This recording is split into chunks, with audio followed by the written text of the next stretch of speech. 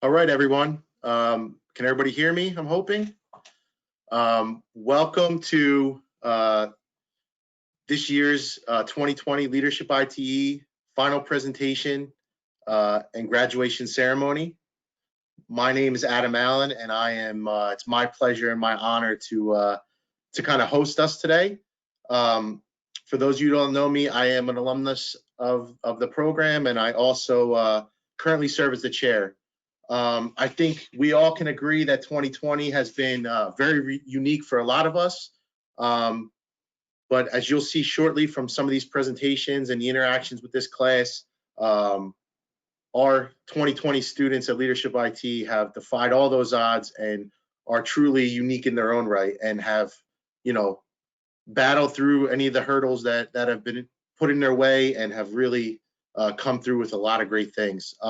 Before we get started, I just want to thank all of my fellow steering committee members, and especially thank Kathy Driggs and Shelley Rowe for all their hard work this year. This program would not have been a success without them. So we have a jam-packed agenda here, so we'll get right into it. I would like to maybe suggest to everybody who's on to at the top of your screen, you'll see you can view different cameras here. The teams are going to go on and off between their presentations. So if you set that to view active camera mode, it'll probably be your best way to view these presentations. So without further ado, I'd like to introduce our first group. Their team name is Traffic Enlightenment, and Wendy Crable will serve as their lead here, and she'll introduce you to the rest of their team and all the hard work they've put in so far. So Wendy, take it away. Thank you, Adam.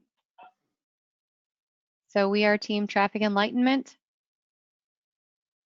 and I'm gonna get my camera rolling here. Okay.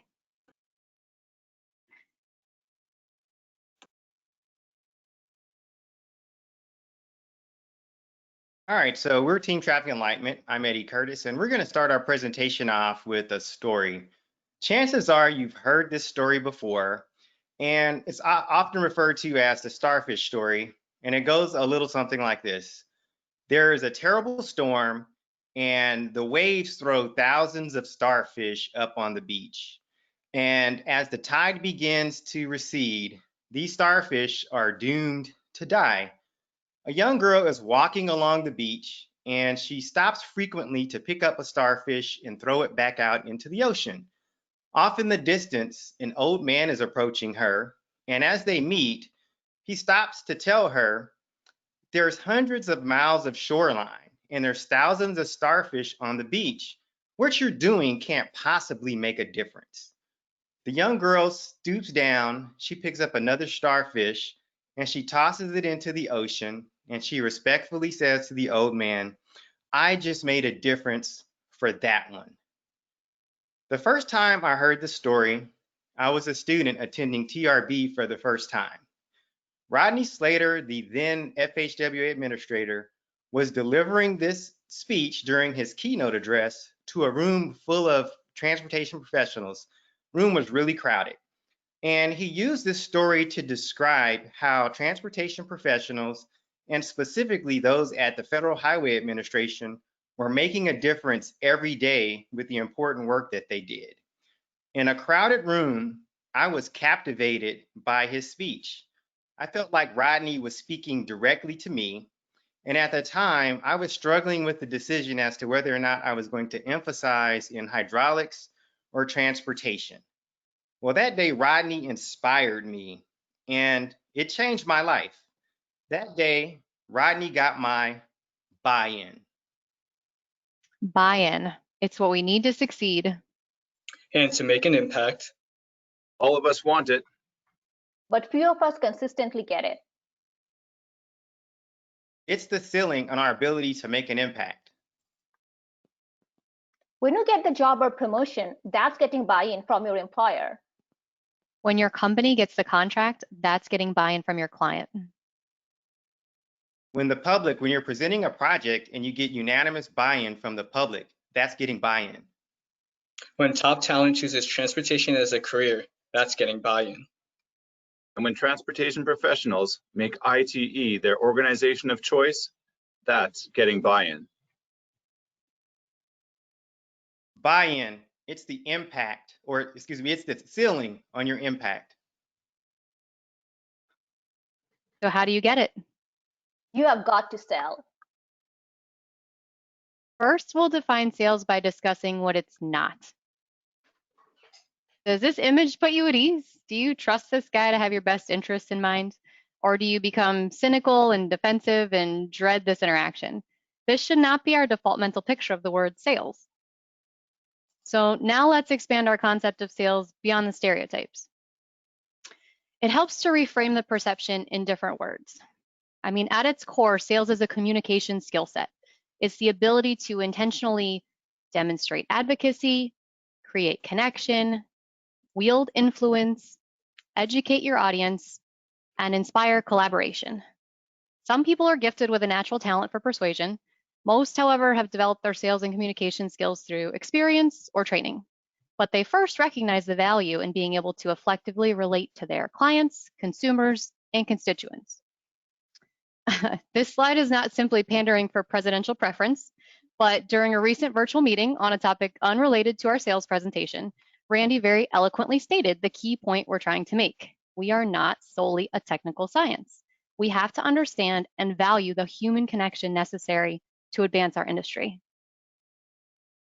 As transportation professionals, we do not always recognize sales and marketing as a skill set. And that lack of self-awareness is affecting our ability to represent ourselves, our profession, our agency, and our ideas. We are selling ourselves short. And that is because most of us fear the preconceived notion associated with the term sales. So what happens when we fail to bridge the gap between having a skill set and effectively marketing it? When we lack in sales and marketing skill, a college graduate does not land the dream job. Or worse, they do not even pursue their career in transportation. Consultants do not win contracts, agencies do not get the recognition that they deserve. Even within ITE, a candidate who fails to sell his or her perspective or her vision for ITE does not get elected. All of these are missed opportunities, and we can recapture these by developing the right skill set. So how do we learn to get buy-in? How many presentations have we been to where it's only focused on the technical jargon and data? We need to dispel the myth that good product sells itself. We focus too much on the technical merit and not enough on creating that human connection. Remember this guy? We need to shed the image of sleazy salespeople and deceptive sales practices that gain from outwitting the buyer. Transportation professionals have better motives. We're trying to improve our communities, yet we aren't trained in how to effectively sell the designs, which is something we can learn from this guy.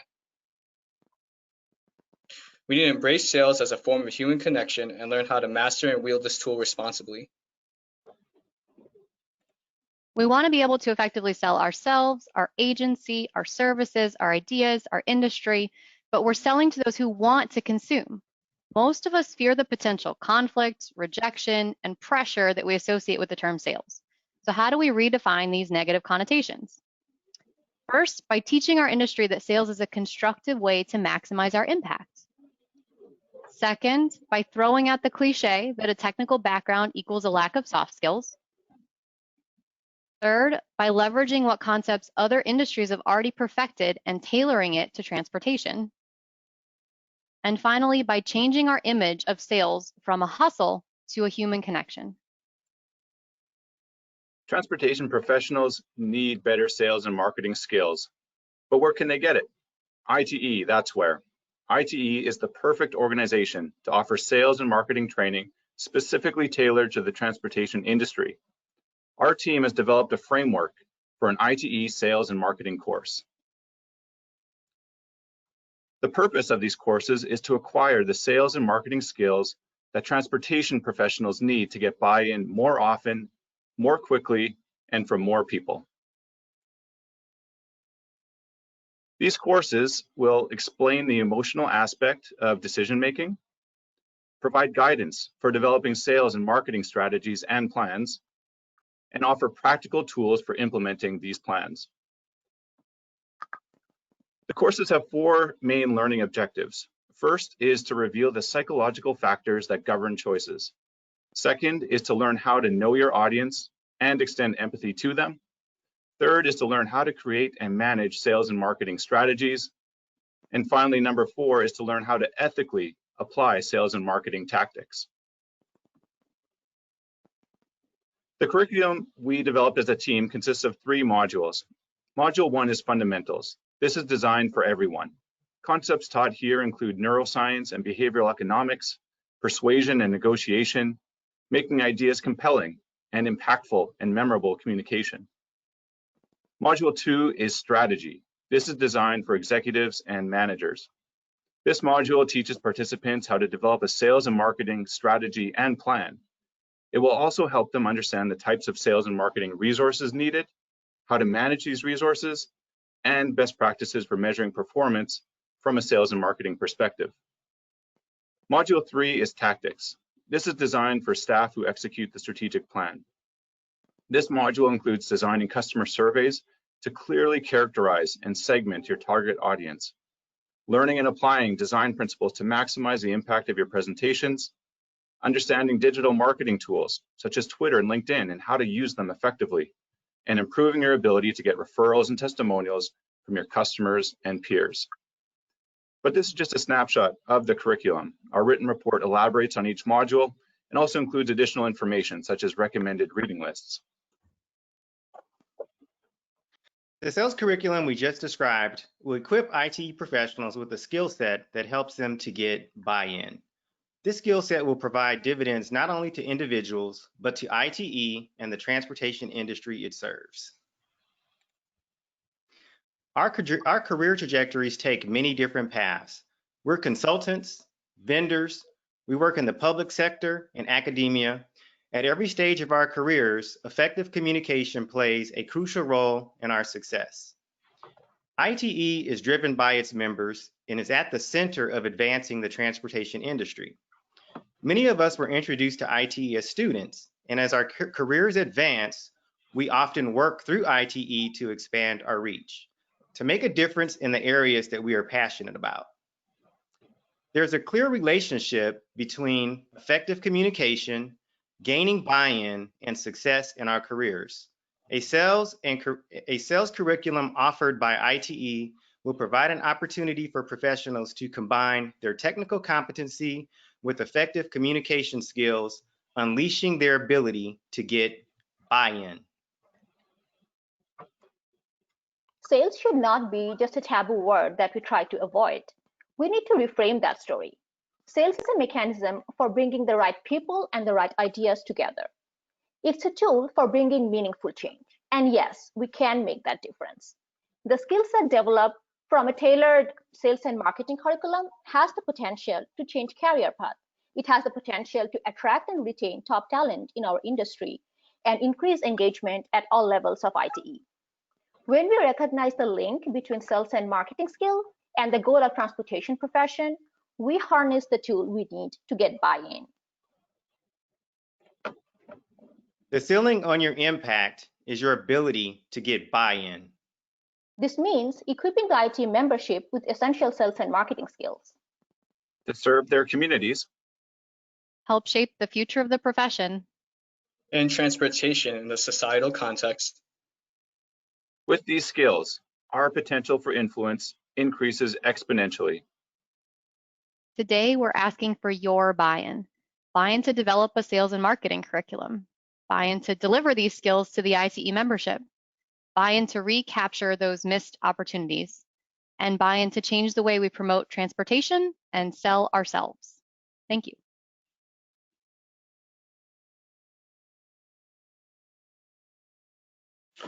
Great job, guys.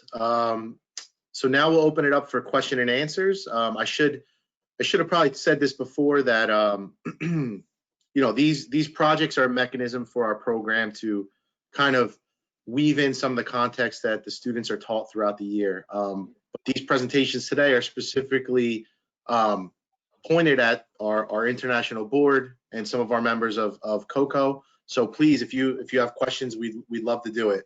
I'd like to introduce Keith Hall, who's our vice chair of the program as well. He'll be helping me to moderate some of the questions here. So if you do have a question, please use the chat pod, and we'll try to moderate this. So I'll take the first one. Alyssa Rodriguez says, what do you think is the best method for delivering this training, in person or a webinar? I'll start it off and then I'll let my teammates add to it. You know, we discussed this in depth a little bit in the beginning when we came up with it. I would have originally said in person is the best method for any of this because it's all about relationship building, and that's really what we're going for here. However, Shelley has significantly changed my mind in how effective this material can be virtually. I feel like, you know, we picked this topic before we ever really had more than half a day with her, and a lot of the overlap has been really terrific, and I feel like we've still gained invaluable skills through this. And given the kind of depth of the curriculum, I think that in person may be a bit much. So, you know, the idea that we developed the framework would be more of a virtual format. And then our hope was also that maybe it can trickle down to the districts and the sections, that at each of their annual meetings, you know, there's maybe a little bit of an emphasis on soft skills as well. Anybody else? Okay. Well put, Wendy. You covered it. So our next question actually is from Bruce Belmore, and he said he could think of a couple areas where this fits within ITE. Just wondering where you think it actually fits within ITE structure, the industry council, or other areas. I guess I can take that one, Wendy. Yeah, that's what I was thinking. Yeah, so we've thought about that in the context of how we develop this, and I think we see it fitting in multiple areas. Certainly, it has application, and we thought initially of the advocacy committee, but I think it fits in line actually with most of ITE's structure. You know, not just I think it fits at the chapter level. I think it fits its section. I think this is a skill that you impart to professionals at all phases of their careers. So I don't know that it fits specifically into a committee or council. I think it sort of reaches across all of them. If you had to pick a certain area to drive this effort forward, can you isolate one?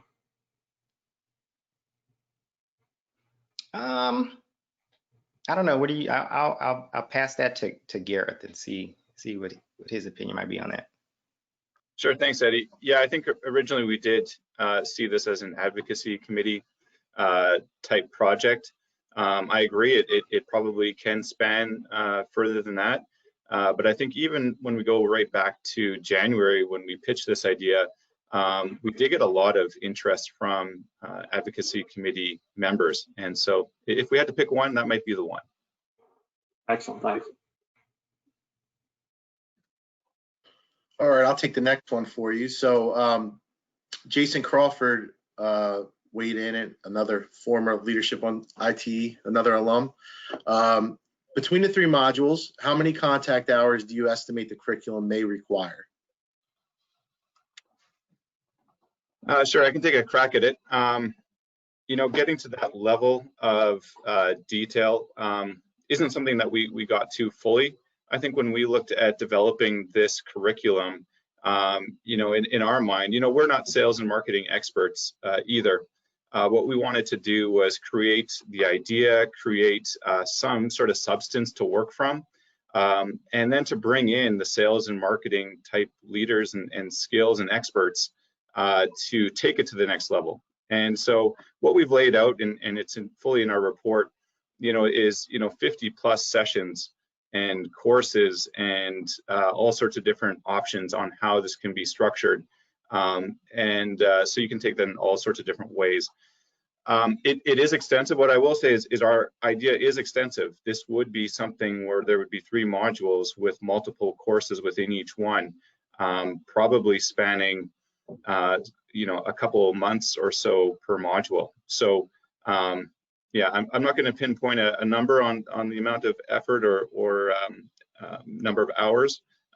All to say is that I think it is a significant topic that requires significant time and is an area that probably a lot of people aren't coming to with a lot of background knowledge. So there's a lot of learning from the ground up.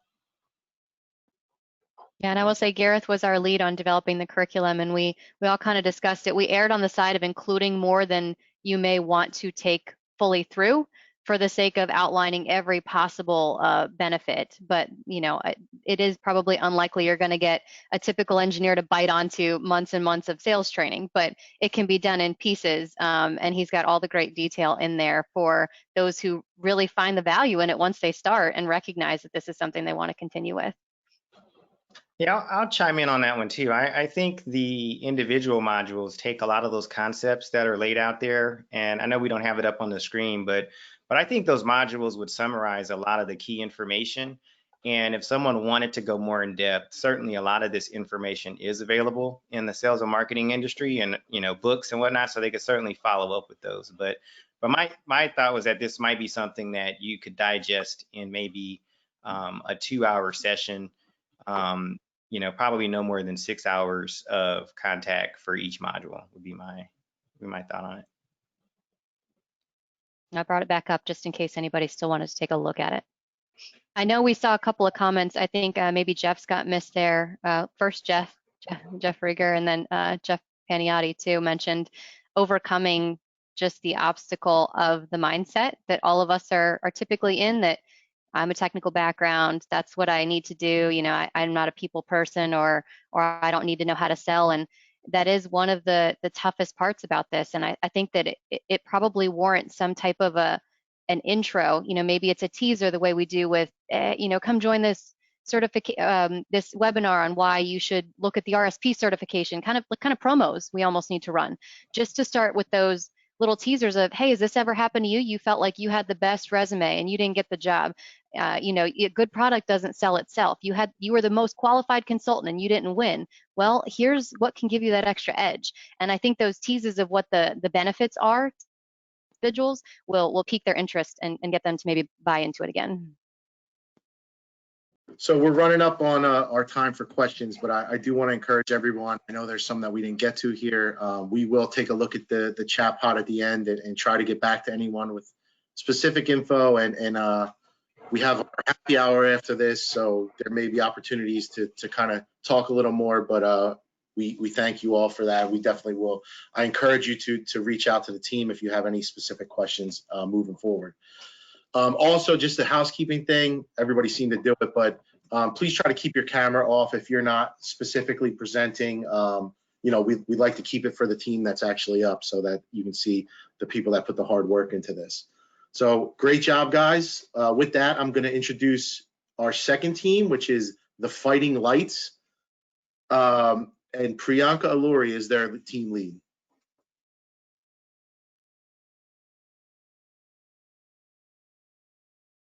All right, can everybody hear me?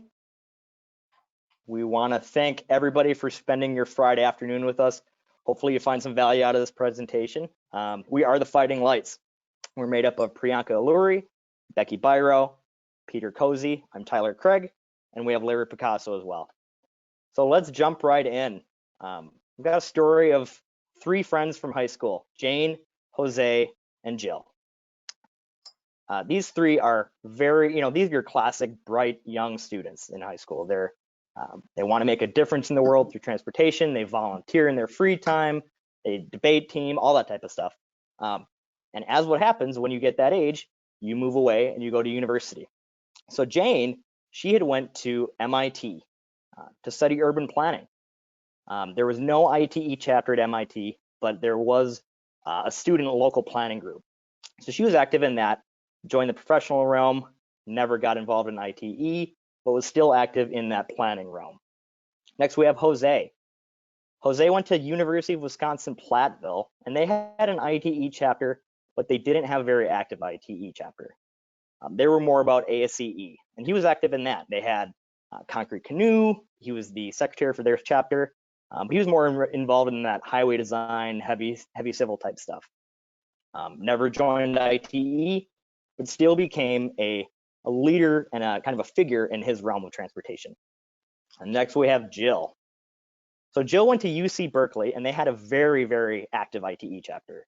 She was on the traffic bowl team. She made it to internationals. She was a volunteer at the Student Leadership Summit, but when she graduated, she didn't necessarily know how to take some of that that transition into the professional world with her, and she kind of fell out of it for a few years. Luckily, she had a manager that was active. He turned her back onto it, and she at some point became the section president. So these are 3 stories that we made up, right? But they're very real. They're not, you know, this is a very real story that happens all across the US, internationally. I'm sure you can find yourself in some of these. I've found myself in some of these spots. Some of our group members have found themselves in some of these spots. This is a thing that happens. These are very normal stories. If you can't find yourself in some of these stories, you might be able to find some missed opportunities in these stories. Notably, how does ITE find some of the next group of professionals in our industry? The leaders, how do we pick those guys out? At the same time, how do we up our numbers of student membership to professional membership, continuing their usage through ITE? And how do we give Jane, Jose, and Jill some of those softer skills for their career, like the last group had mentioned, skills that they want, you know, that they might not necessarily learn in college? And finally, especially in these days, how does ITE further diversify its membership? You want to have a spot for everybody at the table. You want to make sure everyone's getting represented, and in general, it just becomes a part of the whole, right? So how do we do all these things? Our solution to some of it is Leadership ITE University, or as we like to call it, Light U. So Light U is a mainly volunteer-run program, similar in the vein of Leadership ITE, but it's a low cost aimed at students, helping the skills that they need, that they want, and turning them into professionals, helping molding the next generation. So whenever you're looking at a program like this, you want to think who's benefiting. What are some of the goals out of this program? And firstly, ITE is a huge benefactor out of this. They have the student, as a student trying to join the professional realm, you traditionally might see some people not making that transition. So this helps garner that at a deeper level. At the same time, giving value back to its members at a cost that students can pay for. Speaking of students, this is their program, right? So obviously they're going to get some benefit out of it. They want to get some of these skills. These skills are skills that they want to learn. At the same time, they also want that bridge gap between academia and the professional world. And there's a third benefactor to all this too, and that's the industry as a whole, right? If you have a high influx of students coming in with these skills, it's only going to help the industry across the board. So what do you think?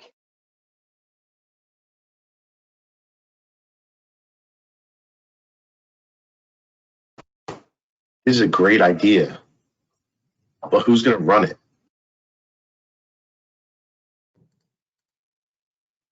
Thanks, Adam. Thought you might ask that. So here's the organization chart that we've identified for Light U. So as Tyler mentioned, Light U is going to be a primarily volunteer-led program.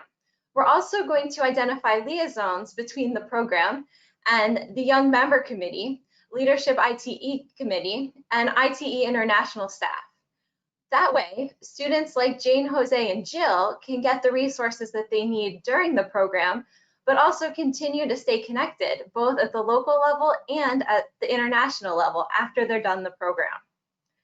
The overall committee structure is very similar to what Leadership ITE is already doing, but we've also added a technology and logistics committee because our program is going to have a virtual component. You can find out more about the roles of each of these committees in our information packet.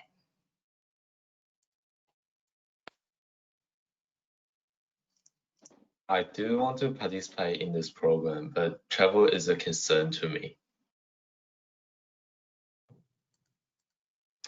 Thanks, Tim. Yes, travel is a very legitimate concern. So what we're proposing are 2 formats, both virtual and in-person, alternating every year. Our program is going to be an year-long program, but the major crux of the program would be in the spring semester. For the virtual format, similar to the Leadership ITE's schedule, the application process begins in September with the program introduction sometime in November-December timeframe. The first and the second virtual meetings will be conducted in Jan and Feb. The third meeting would be in person, but it's optional. Virtual graduation will be in April, and the summer is dedicated to the book reading session. Finally, the ITE International meeting, which would be optional. Our in-person session would follow the similar format as the virtual, except that some of the sessions would be in person. Again, the application process would be in September, and the program introduction would be in late November, early December timeframe. The first meeting would be in person in January during TRB in Washington, DC. The second meeting would be virtual in Feb. The third meeting would be in person, and the graduation would be during the ITE district meeting in April. Again, the summer is dedicated to the book reading session, and finally, the ITE annual meeting, international meeting, would be optional. I'm very excited about the ITE leadership program for students. I need to know more about what will the curriculum include, as in what should us as students expect to get out of this program? Wow, that's a thoughtful question, Cecilia, and it's a difficult one too. So in order to answer that question, what we did was we sent out a survey to all the ITE student members across the country and around the globe. And we have received about 140 survey responses. And here is the map of the responses. And what we found was that besides the technical content, the students' desired skill set matched very well and are in line with the expectations from the industry. We have found that besides the technical content, it's the certain soft skills, such as networking, finding the right job fit, the time management, communication skills, how to set the goals, interviewing skills. All of these are on the top of the list of the students, what they want to learn besides the technical component. So what we have done is, based on these survey responses and our experience as industry professionals and as faculty, we've come up with a draft curriculum which includes everything that we just talked about and a class project. This class project is very crucial, and it is unique in the sense that this project gives certain opportunities for students such as Jane, Jose, and Jill to get involved with ITE at the districts and sections, and also at the IT technical councils and the committees. Adding this technical component to the program would entice and excite some of the students, and it will also benefit ITE by bringing in the students such as Jane, Jose, and Jill into the ITE family. This sounds like it can be an awesome opportunity for me, but how much is it going to cost me? Can I afford this?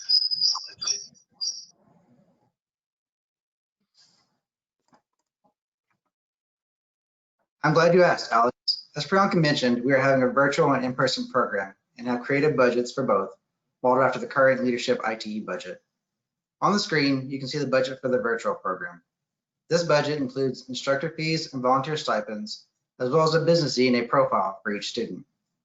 This also includes certificates and materials, webinar logistics, and other miscellaneous expenses. This brings the total to $10,300. Based on survey input, student feedback indicated a comfortable price point of $350 for a virtual program. This equates to $7,700 for 22 students. As you can see, this does cause a deficit. However, a little math shows us that per student, it is a little under $120 investment per student. Next is the in-person budget. This includes everything for the virtual budget, as well as the in-person logistics, such as food and room rental, and for in-person events at TRB and ITE district meeting. Including this item, it brings our total budget to $21,300. From our survey, student feedback indicated a comfortable price point of $500 for an in-person program. This equates to $11,000 for 22 students. While this is a more costly option, the investment into each student is a little under $475. The point we want to drive home here is that whether it's $120 or $475, this is an investment into the students. By identifying the Janes, Jose's, and Jill's early on, we can convert the student leaders to professional leaders as future ITE international members.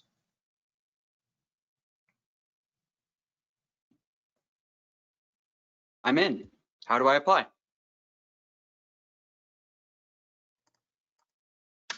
Well, that's a great question, Logan. So our team has prepared a draft application as part of our deliverable package, which is a condensed version of what you would see for the professional leadership ITE program. We've also prepared selection criteria, which is updated from the professional ITE to focus on students' leadership roles, whether that be with ITE or with other organizations in their universities. The next in line for selection criteria is the quality of their application, such as essay answers and recommendation letters. And last is how well a student fits into the overall diversity of the class. So the ideal class would be a diverse set of students from various ethnic backgrounds, a mix of various degrees between bachelor's, master's, and PhD students, as well as geographically spread out throughout the US. And at least we're hoping to recruit at least one student member from outside the US. So how do we plan on rolling this program out? Well, we're rolling this program out in 2 separate phases, with phase 1 focusing on the ITE student chapters, because those would be the easiest for ITE to reach out to with the direct communication. The first year of the program would be, we plan on having it being virtual given the unknown future of the pandemic, and hopefully the second year could be an in-person version of our program, so that the students can get a feel for both types of programs. And then we can move on to phase 2, which will expand the program to all universities outside of ITE student chapters. And that would be alternating between virtual and in-person for the foreseeable future. So, so our marketing plan is a 3-step process. We've already gotten into step 1, which is measuring the interest level of the students. And through our survey of 140 students nationwide, we found that there is a high interest level in this program, and it has potential to become a huge success. And the next step in marketing would be to reach out to the student community before we launch the program, before we make it available, so that we can maintain those tight relationships, so that when we're ready, ITE can engage and actually launch the program on its website, send links to the application through the magazine, through emails to ITE student chapters, and such media. So, so what does our group's project overall deliverable look like? Well, it includes the application form, the marketing and recruitment plan, the draft curriculum for the virtual and the in-person programs, as well as a detailed budget and the summarized responses of 140 students throughout the country to gauge their interest in this program. I'm really interested in the Leadership ITE program. I wish they had something like this when I was a student.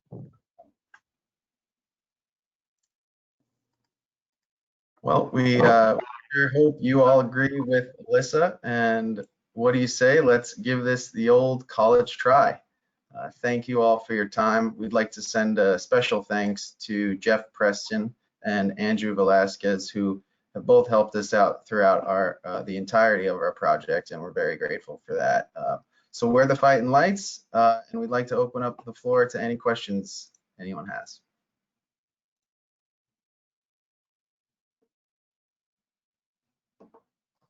Good job, guys. Excellent. Great job. All right, so Jeff Regner weighed in and just kind of with a comment and said, you know, you guys really nailed it with this topic. The student to professional transition has been a big issue that's been brought up at the diversity and inclusion workshop at the annual meeting. So good job there. Randy McCourt echoes, you know, super idea to fill the student young professional transition. His question is, have you thought of ways a curriculum of this nature could be integrated into student chapter activities and SLS events to reach more students looking into transportation as a career annually than a group of a few dozen? Yeah, SLS, sure. Student Leadership Summit, just in case. Sure. I can take that if we're comfortable with that. We definitely do see a benefit to this type of curriculum being brought into the Student Leadership Summits. What we think the real big benefit is with the group project and developing a core group of 20 to 30 people. You know, that's where you really get a lot of good growth. And we can see it from our own group, our class of 2020. Every other class can tell you the same thing. There's a huge benefit for them to do something like that in the program. But yes, the definitely portions of the curriculum can be integrated into student curriculum and leadership assignments.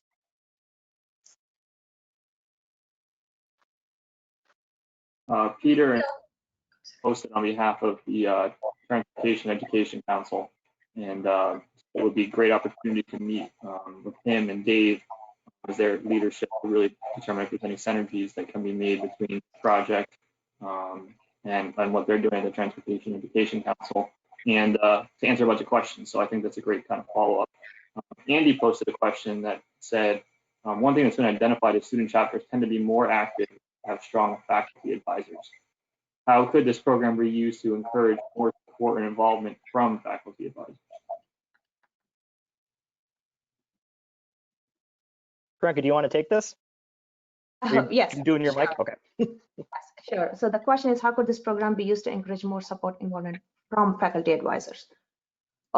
Yes, I think as a faculty advisor, I have seen a strong correlation between how involved the faculty advisors are, the more involved the students are. So, okay, I am lost. I need to read the question one more time. How could this program be used to encourage more support or involvement from, so Tyler, maybe you can start with it, and then I need a couple more minutes to go through the question. Sure, we can jump into Jason's question about the getting outside of traditional. I think that's something we had definitely talked about, and Peter can talk about that in a little bit too.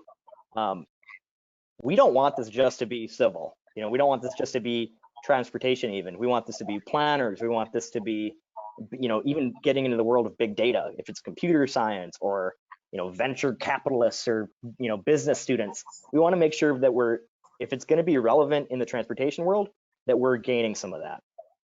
Luckily, we have, as ITE, we have many connections to other organizations like TRB, like planning organizations, ASCE. So I think there's some definite avenues that we could start off on. It's more, at some point, it's getting the ball rolling and letting inertia take hold. Is that correct, Peter?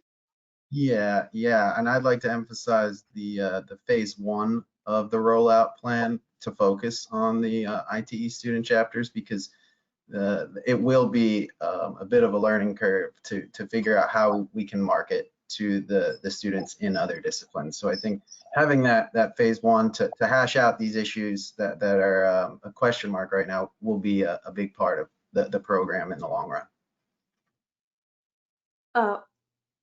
Okay, so if I may, now I have, sorry, I couldn't multitask. But I think what I'm envisioning is not just the LITEU, but all the programs that ITE has together, the Leadership ITE program, LITEU, and other competitions. When everything is going together, I think the faculty advisors would, I don't want to use the word by default, but would be more involved and attracted to ITE and bringing in more students to the program, if that makes sense. So I think there's no one answer, and this program alone by itself in a silo may not do it. But when we combine that with the Leadership ITE, with the micromobility challenge that ITE has recently conducted as part of the international meeting, and the traffic bowl, everything together, I think you will get the buy-in from the faculty advisors as well. Larry, do you want to address Jeff Paniotti's comment? We had worked on the budget together.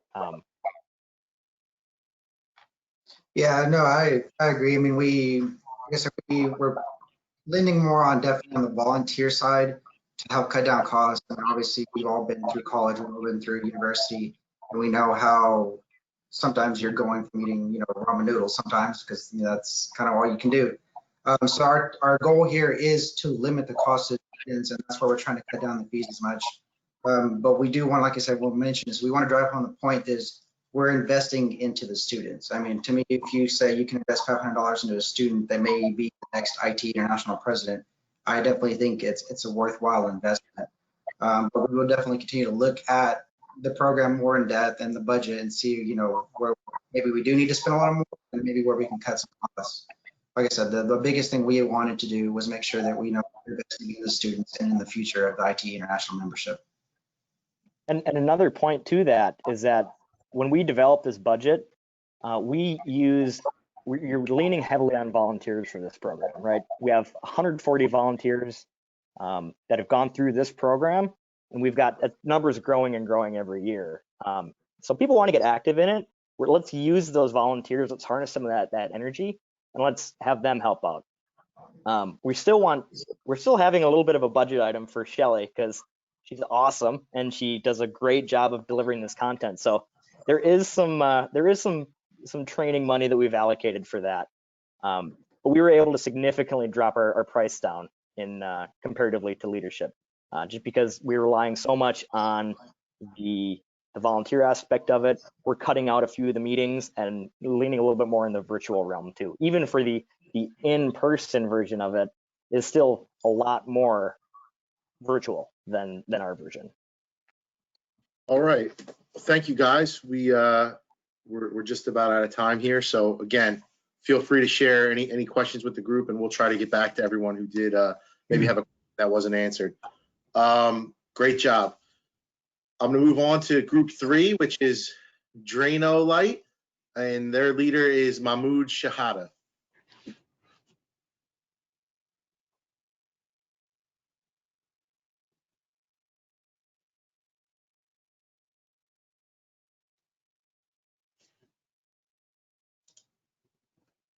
Good afternoon, everybody. John Haberman's actually going to be starting us off, so as soon as he's on the screen, I'll turn it over to him.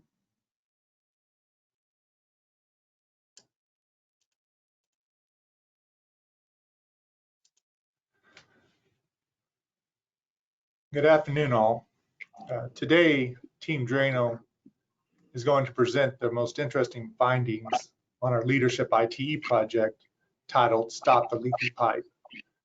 What we tried to uncover with this project was to determine when and why individuals decide to leave the transportation industry. Today, you'll be hearing from Alicia, Amy, Mahmoud, and Marvin. So without further ado, let's get started. Meet Vanessa. Vanessa was very talented in high school.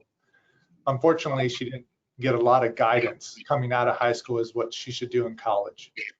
She took a potpourri of classes and eventually found herself in a transportation planning class. The professor was dynamic. It piqued her interest.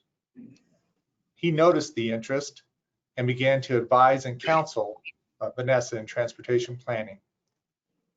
Her first supervisor after college also noticed her strong analytical skills, and she soon was given the task of compiling surveys and analyzing traffic modeling data. Her first supervisor even mentored her a little bit, but he soon left the firm. Her second supervisor was more interested in his retirement plan than mentoring her. After 6 years, though working on different projects, she was essentially working on the same task. She soon found that her health and well-being were being sacrificed. She also felt lost and like a ship without a rudder. She was also throwing the rest of her life into the gaps of her work time. But when she did socialize, she went out with Yolanda. Yolanda was a financial advisor. Yolanda spoke with excitement. Yolanda also spoke of her career goals. The work of financial advisors interested Vanessa. Vanessa soon began to read up on it on weekends. She even took the step of getting certified as a financial advisor. Yolanda would call and check in on her to make sure she would avoid any pitfalls. Vanessa is still using her analytical skills today, and Vanessa is still a planner. Vanessa, though, is a financial planner with Edward Jones. We all know Vanessa. Team Drano also met individuals through this project that left the transportation profession for the companies that you see on this screen. Thanks, John. So all of us here at Team Drano were captivated by this phenomenon of talented and trained people leaving the transportation industry. And for our project for this class, we wanted to see what ITE's role could be in stemming this tide. So for this project, we had 4 objectives. We want to verify if the leak exists, identify possible causes, see if there are any susceptible groups to leaving the industry, and lastly, develop strategies for ITE to support the industry, job retention, and industry and job satisfaction. To accomplish these objectives, we took this project approach. First of all, we used the lit review findings in order to guide the development of a 30-question survey. We were very pleased. We received nearly 300 responses with that survey. And to sort of round out this story that we're trying to tell, we conducted a series of one-on-one interviews, which provided a lot of great insight as to why people have, one, left the industry, and two, even why people have considered leaving the industry, which we found to be a very key topic. We took these three facets and synthesized them into common themes and tipping points, which we then turned into 4 action items we are excited to share with ITE today. So we're going to quickly go through the lit review survey and focus group, pull out some key points before we get into the action items. And I'm going to start us off with the lit review. So through a series of resources, we found 4 key themes that went across a variety of studies and reports. First of all, employee job satisfaction is related to creating a positive working climate. This is really about creating strong coworker relationships and rooting out any sort of negative treatment from one employee to another. Second, job satisfaction is related to an employee that supports work-life harmony. So this is really about considering the pressure of travel and long hours and what works for the employee. Third,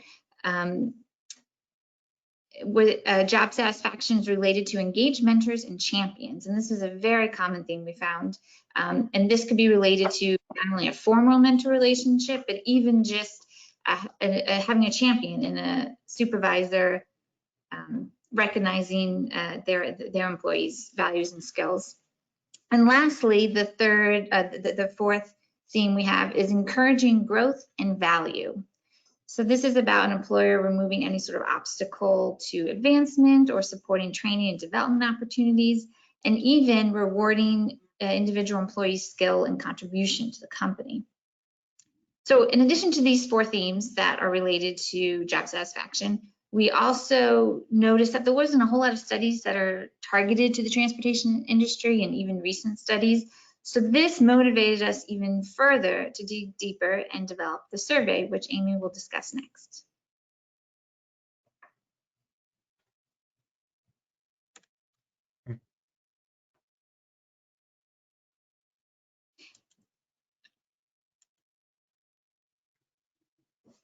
Is your mic on, Amy?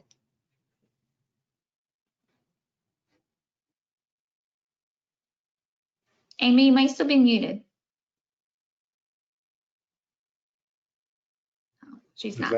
Does Adam have her muted?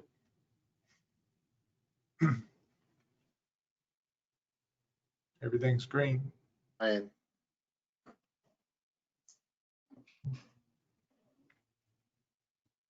Under settings, do you have the right microphone checked off?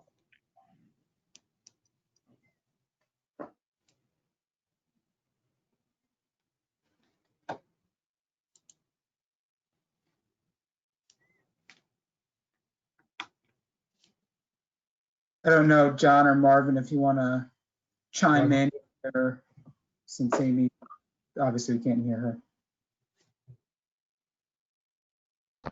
All right.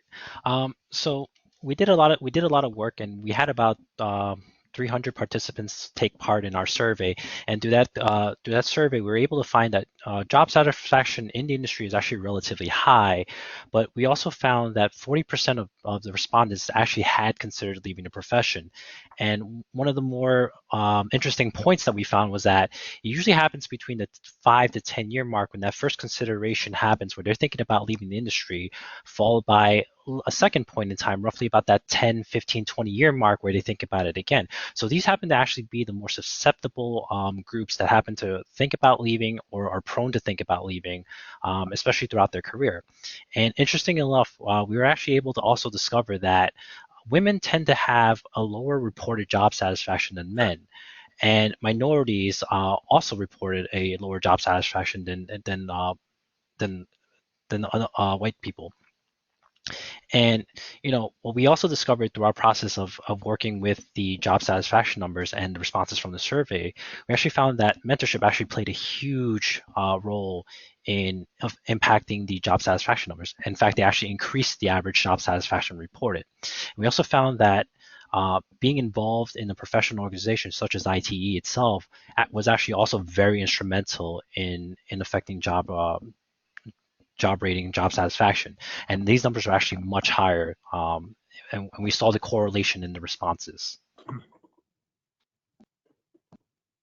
And to make sure we wanted to capture the perspective of those who actually left the industry, we did focus group interviews with 9 different individuals, 7 of whom left the industry and 2 that were part of the 40% that seriously considered leaving the industry. And in that, we aggregated the comments and the answers, and we came up with these 5 boxes, 3 primary boxes. The first one is guidance, which is matching your skill set to your career fulfillment, much like group number 2 just finished speaking about. Mentorship, what is next? How do I make my life work? How do I create a harmony? And group number 1 spoke, their project spoke to this as well. And then the third one is what's the tipping point? What was able to get reordered or not reordered in someone's life that caused them to stay or to go? And then the last 2 on the bottom there, we just heard things about ITE that we captured in our white paper. And we also picked up some other nuggets along the way that we thought were valuable to those who would read the white paper.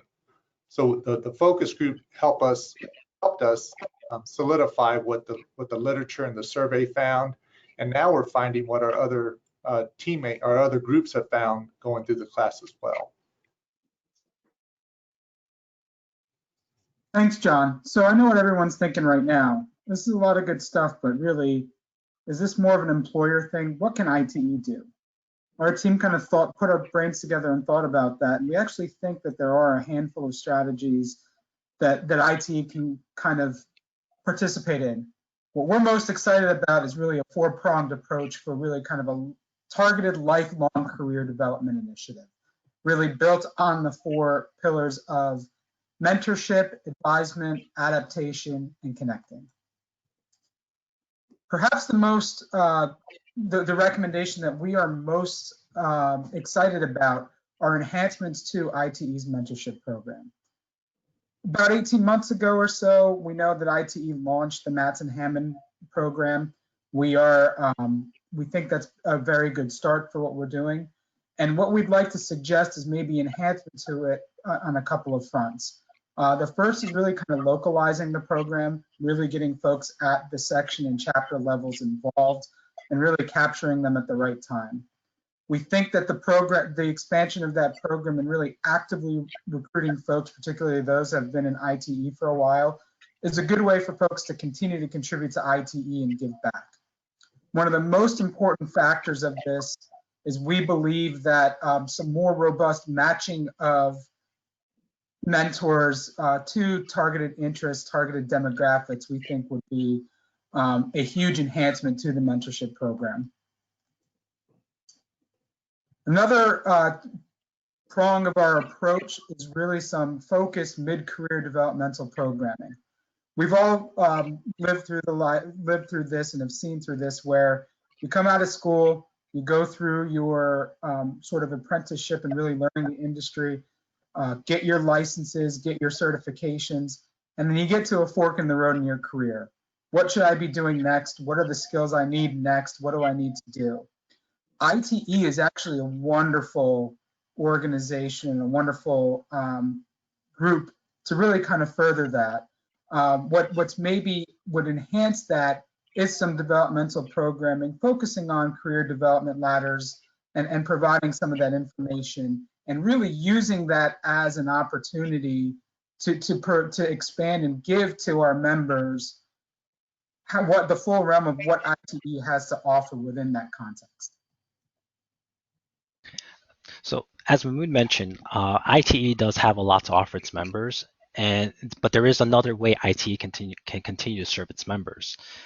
It can provide the kind of tools and training for our members to effectively adapt and thrive in a changing industry while helping them to maintain a healthy work-life balance. So as we've seen with COVID-19, transportation industry is facing an unprecedented shift in the way it conducts business.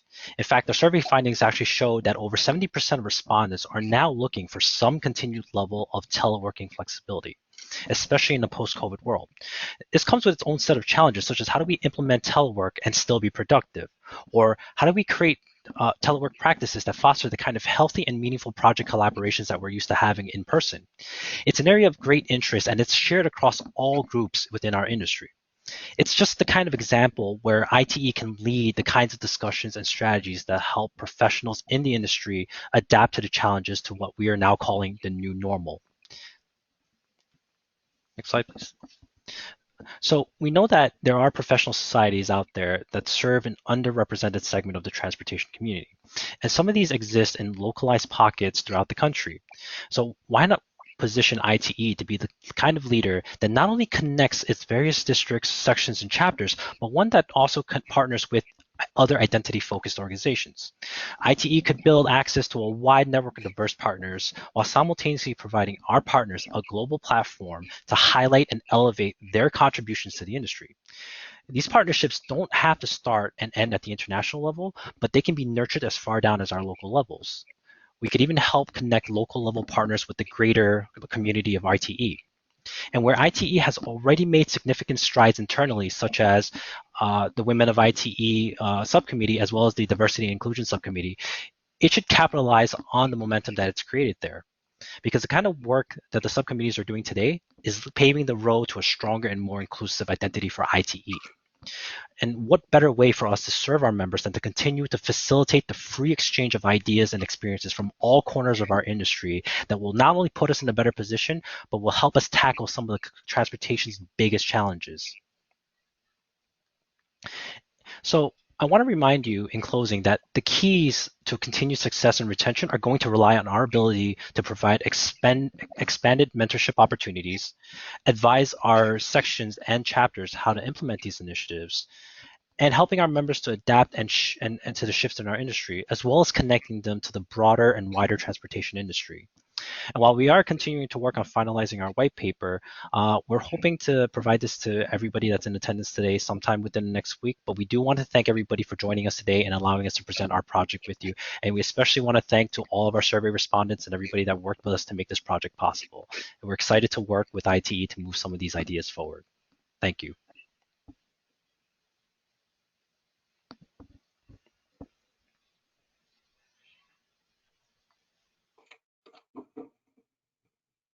Great job, Team Grano. Good work working around some technical difficulties. As we're waiting for some questions, I think one of the items that I had was, I know you got a lot of survey results back and spoke to some people that left the industry. Could maybe one of you highlight those experiences or summarize one of the ones that you found most striking?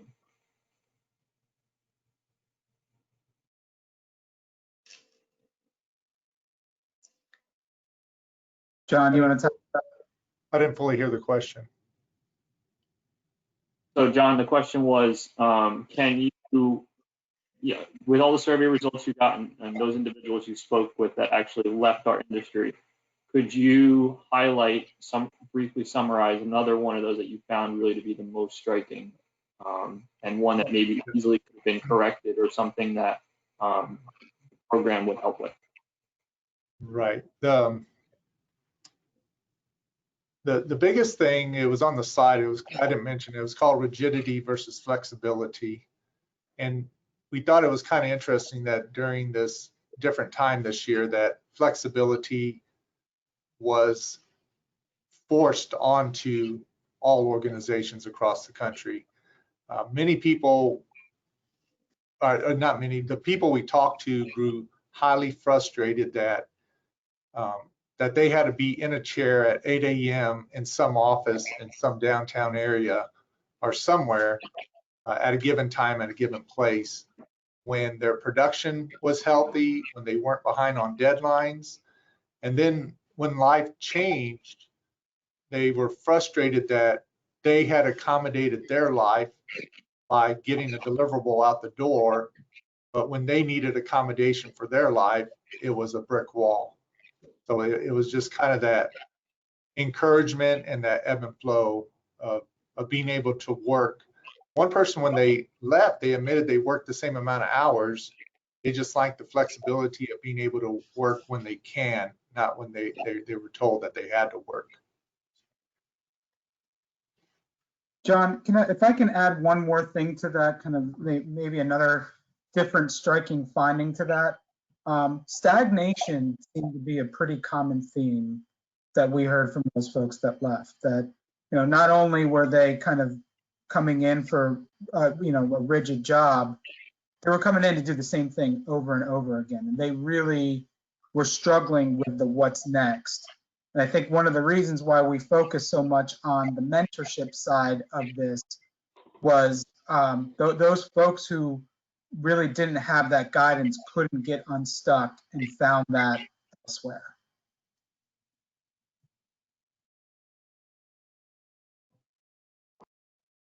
All right, we got a couple questions here. We might have time for maybe just one. I see Randy had a question here. You inventory other groups beyond AAEA and that we should be exploring relationships and partnerships with. Yes, Marvin could add to this, but we found that there was a Native American Engineers Association, the Hispanic Engineers Association, the Black Engineers Association, that some groups were, their critical mass was such that they were kind of like ASCE, where they were all engineers or all civil engineers that had subcommittees, so we could find the transportation engineers within those organizations. And the perfect example is next year in Portland. We'll be out west, and we can connect with the Native American Engineer and Science Association to see if there's anyone that would be willing to speak, if anyone had any interesting projects that they overcame some challenges that they would like to have a platform, and ITE could provide that platform. I don't know if I missed anything on that one, Marvin. So just quickly, I think I mentioned in one of my slides, you know, we could be partnering with local organizations or even larger organizations. So in New York City with the Met Section, for example, the Met Section has actually worked in partnership, for example, with the Institute of Chinese Transportation Engineers. And a lot of times we work it up and we collaborate in a way where we exchange speakers to be able to talk about topics. And it's been instrumental to helping us formulate a program for a lot of our meetings and some of the events that we hold. So, you know, this is the type of collaboration that we want to have, and we want to kind of foster that cooperation and to build upon that, because we believe that this is going to ultimately help strengthen ITE and give us access to a lot of resources and opportunities to do things that we didn't think were possible. And we should be able to work on capitalizing this to expand it for some of our organizations, which happen to probably be, for example, in the Midwest, where they may not have an ICTPA or a Native American Engineering Association, but we can connect them. And because we have things like, you know, WebEx and these types of tools at our disposal, there's no reason why we can't, or there's no reason why we can't try. Are you working now, Amy? Is your voice on? I don't know, you tell me. Yes, we got you. Let's give Amy a chance to either talk about the survey or her perspective on the group before we run out of time. Go ahead, Amy. Oh, well, I mean, I think the survey, we were only able to present a few of the key findings in the survey, but there were some really, I mean, there were 33 questions, and there are some really interesting deep dives that we were able to do into the survey. So I certainly I recommend going through some of the survey responses for people. I think it was really interesting to see the differences in reported job satisfaction between the different groups. And we only pulled out a few, but there's more that can be pulled out. And I think that's really instructive.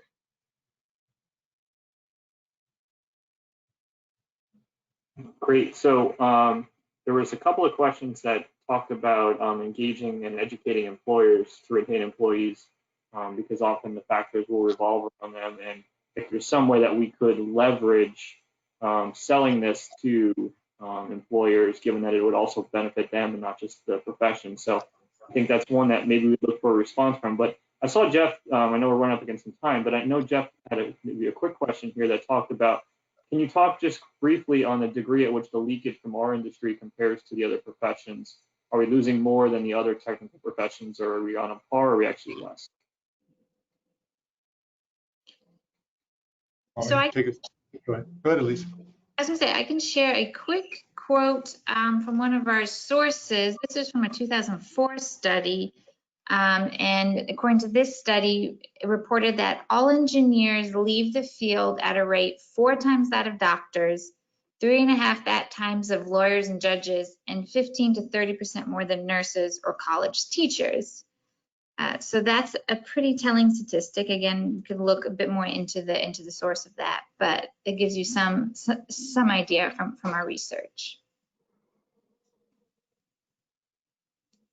Wow, that's some staggering numbers.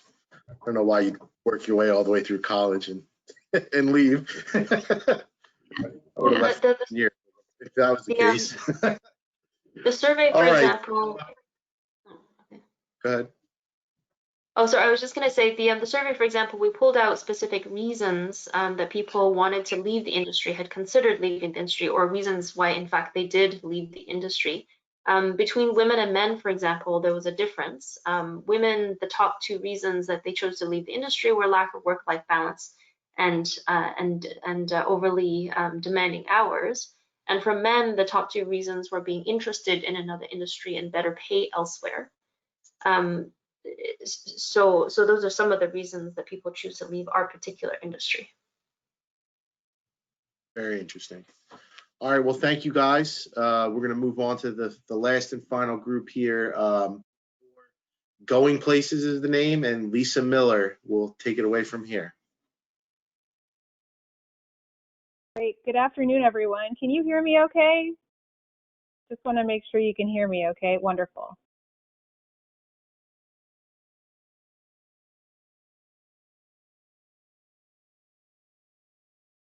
We'll just jump right in today. Connect, support, and communicate. 3 simple words that mean so much and can be quite difficult, especially across a global organization like ITE. Team Going Places has a compelling argument for you today on the need for better student engagement at the ITE headquarters level. The project is called Foresight because it's for every student within ITE. Come on a short journey with us and let's discuss what we've discovered over the last 8 months. During our research and conversations with current ITE student chapter leaders and building on past research from ITE, the statistics are quite telling. The student renewal rates for students are approximately 20% lower than that of full ITE members.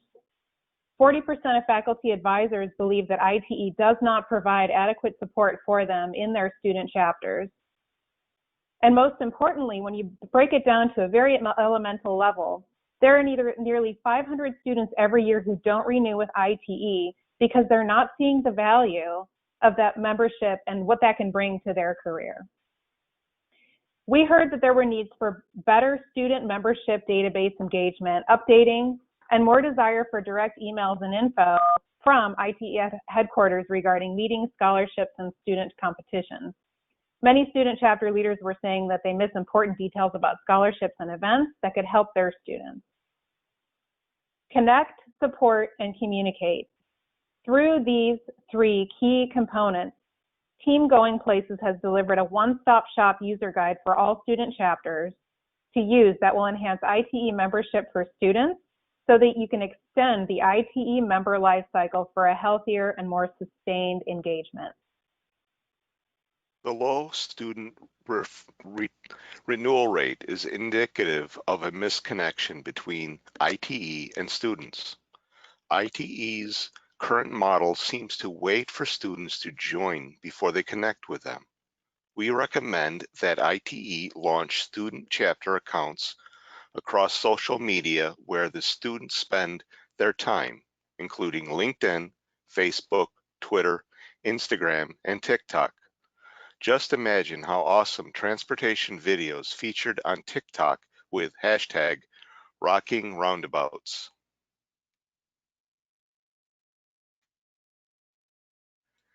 To promote participation, ITE should adopt a student data collection program.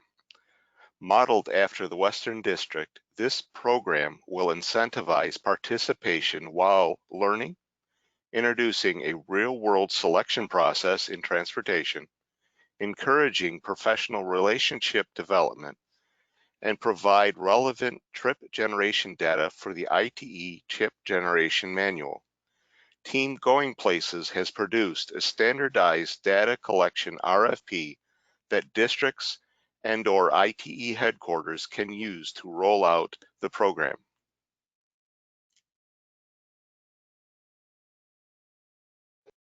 When students begin their academic career, we know that they're presented with several options in professional organizations, including, ASE, Engineers Without Borders, WTS, and of course, ITE. We also know that students have limited time and typically join one of these organizations as a student and continue their membership into their professional career. Communication to students of the benefits of ITE is the first step to promote and retain members. The ITE homepage currently does not have a link to student resources.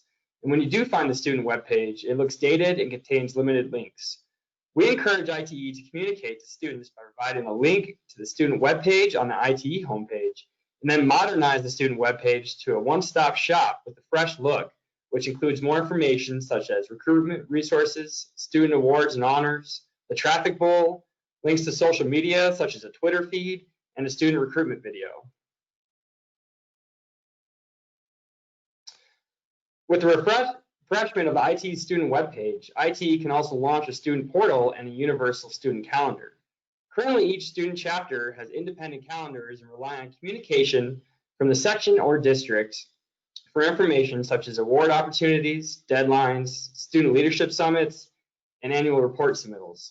As a one-stop shop, the ITE student portal can be an important communication tool, allowing students to see important student chapter universal deadlines and also offer the opportunity to share and submit their events to ITE, which can be promoted on the student chapter portal.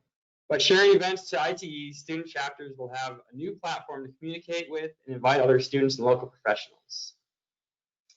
The third piece to our plan is providing support. Previous Leadership ITE projects found only 40% of student members have a local chapter, section, or district liaison. We surveyed student chapters and asked about their interaction with ITE headquarters and their local section or district. Student chapters indicated there is a missing link between their chapter and their local ITE entity. Team Going Places has produced a standardized student liaison duties document that is ready to be distributed to all ITE sections. Having a student chapter liaison at the section level will allow for coordination among ITE headquarters, sections, districts, and of course, student chapters. Some of the duties within the student liaison duties document that we produced include maintaining advisor and student contact information, fostering communication between the student chapter to the local section and district, supporting student chapter meetings, participating at student leadership summits, managing annual report submittals, promoting ITE awards, and revitalizing inactive student chapters. Having a student liaison for every student chapter will mend the missing link and help ITE convert student members to full members upon graduation.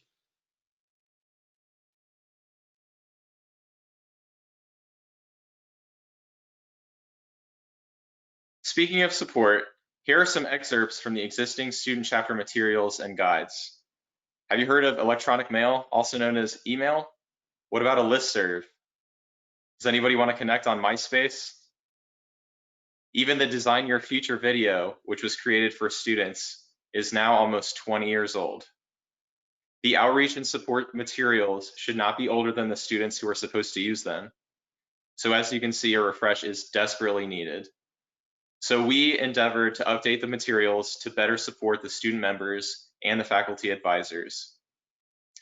So the components of the student chapter manual, faculty advisor manual, student chapter best practices, and the establishing a student chapter document were consolidated into one new document, which we're calling the Student Chapter Handbook. We updated and streamlined the terminology, including the use of gender-neutral pronouns, In support of one ITE, the new document is more inclusive of all majors, not just civil, transportation, and traffic engineering. Position responsibilities for faculty advisors, student officers, and committees are also included, and specific guidance for student chapter activities and operations.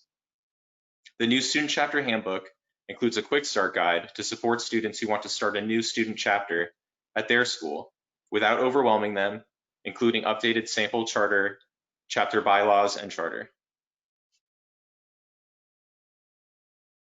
So we can all agree that ITE has plenty of room to improve for our student members.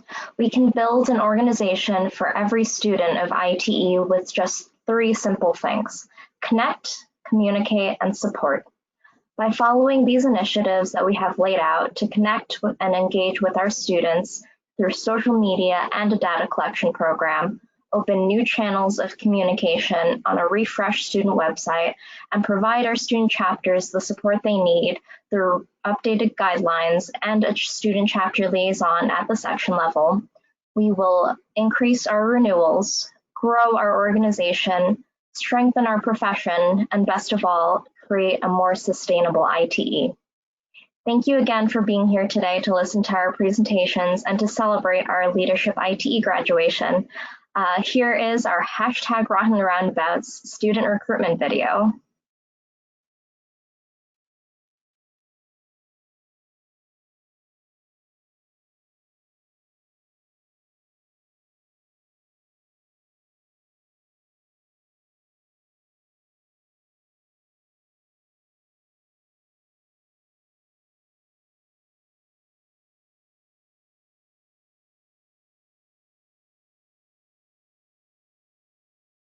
Hey, Lisa, I don't think we can hear it. Yep, I'm sorry, you guys, about the technical difficulties. It's really cool with jazzy music going on in the background. If you wouldn't mind scrolling up a little bit in your chat box and clicking on the link there, go over to YouTube and check it out. The video that we put together, of course, we're showing multimodal transportation professionals. It's really a fresh look at what ITE can provide and what ITE is, and the value that every student can realize through their participation with ITE. Lisa, I think if you try unmuting yourself and playing it, it might work.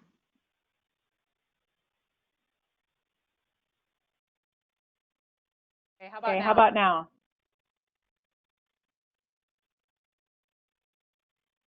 No, we don't hear it, Lisa.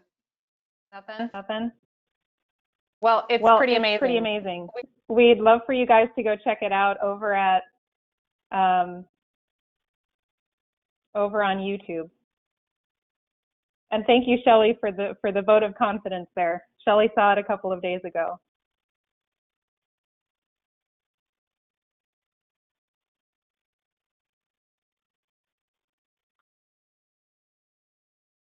Great. Thank you again for being here. Our team is Team Going Places. We are Paul Pfluger, Lisa Miller, Alex Bourne, Chris Sobey, and Elaine Dew. And at this point, we'd like to take any questions. Great job, Team Going Places. I had an opportunity to watch the video. It's awesome.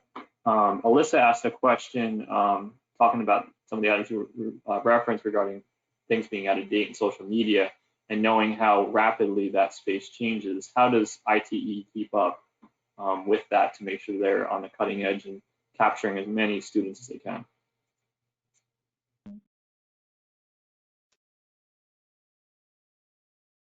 That's a great question, Alyssa. And part of my role at UDOT is social media.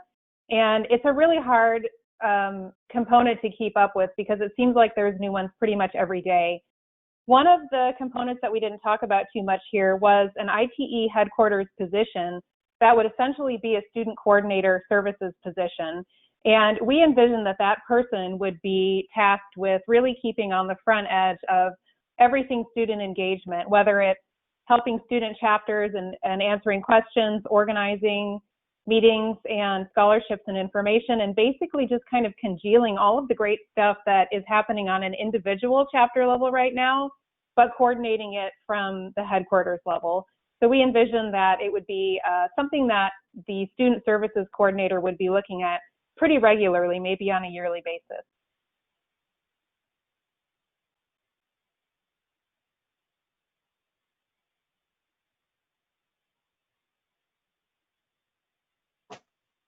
All right, next question is from Dale. He said a student portal is a great idea, especially to keep up with points of contact and faculty advisors. Is there a cost to creating and maintaining what you have in mind? Could students develop it?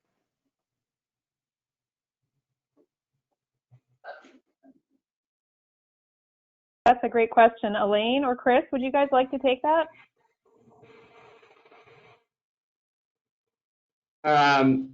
That's a really good question, and something that, quite honestly, we'll have to get back to you about. I haven't personally looked into creating a student portal. I just maybe someone else on the team has more experience with what that takes to develop. So the student portal we're envisioning will be on the ITE website and maintained by the current ITE webmasters. We weren't able to speak with ITE headquarters about the costs of how it's done currently or if there were any additional costs, but I think asking students to develop it or help out and give feedback to the development would be a fantastic idea.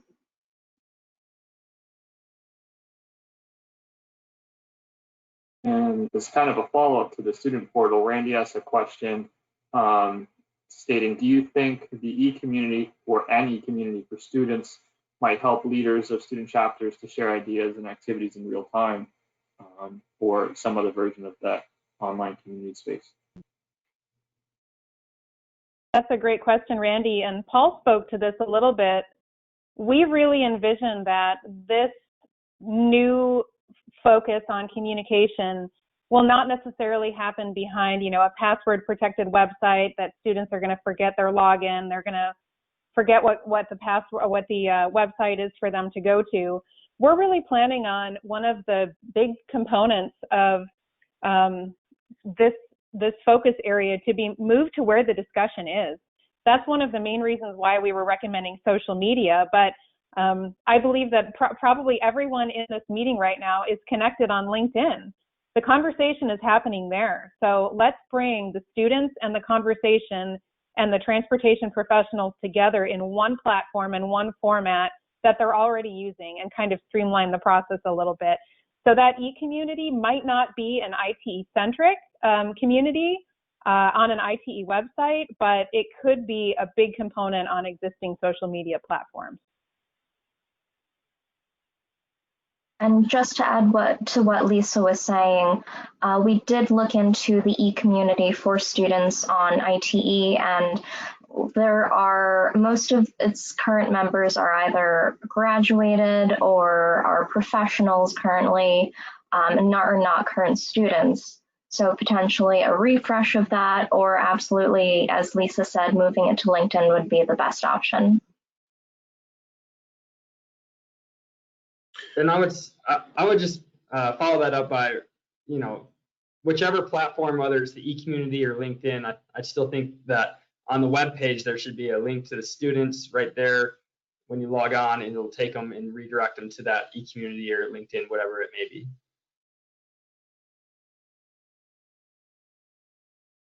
Next question here. Jason Crawford has a question that I think is personally I've thought about for a while as well. Does the handbook, I think you mentioned the handbook includes this liaison duties. Is that to help support student chapters and to kind of step in when faculty advising isn't as strong? I know that the advisor, the strength of the advisor seems to, drive a lot of the engagement. So is that your intention here? Yeah, maybe I'll start, but Alex, that would be a great question for you. One of our focus areas was really to remove that champion-driven aspect and make sure that chapters were sustainable well after amazing professors take their retirement. When we were looking into the section and chapter professional documentation, we really saw that there was a very strong emphasis on that professor role and academia role, and we thought that we might be able to modernize that a little bit.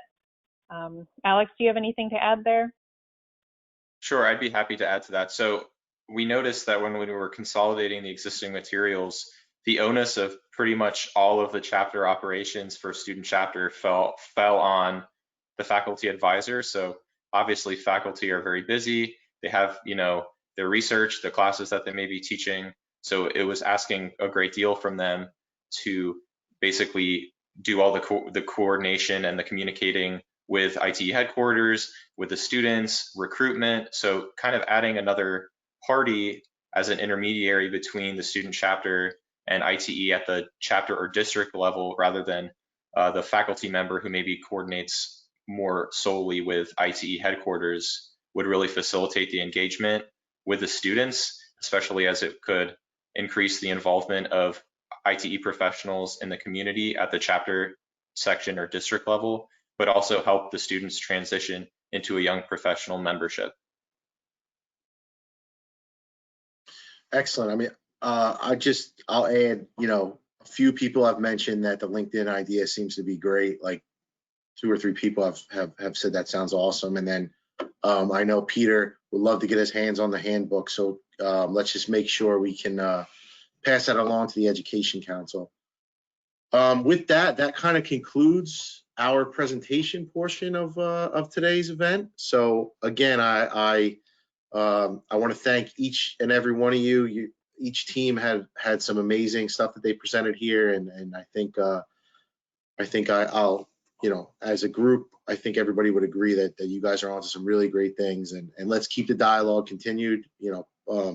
Like I said, for the class, if you could maybe review the chat and get back to any questions that may be out there, please be sure to do so. But incredible presentations as always. Leadership IT did not disappoint, so great job.